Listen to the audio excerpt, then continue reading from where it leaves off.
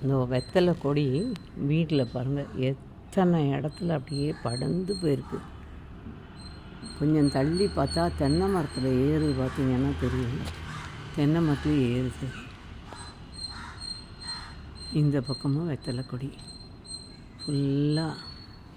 இது பார்த்திங்கன்னா இந்த செடியே கவர் பண்ணுற மாதிரி தொட்டியில் வச்சுருக்க செடியெல்லாம் கவர் ஆகி வெத்தலை கொடி. சரி, அது மட்டும் இல்லை, இந்த பக்கம் ஒரு சின்ன மரம் கிளைய வச்சுருந்தோம், அதில் நட்டு விட்டால் அது பார்த்திங்கன்னா அதில் அழகாக படர்ந்து ஏதோ இது மாதிரி நிற்கிது. நல்லா இருக்குது. அவ்வளோ இது.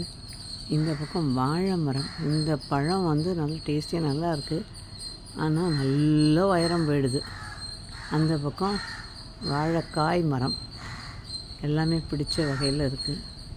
இதுக்கு கீழே சின்ன சின்ன செடிங்க இந்த நிழலில் வர மாட்டேங்குது.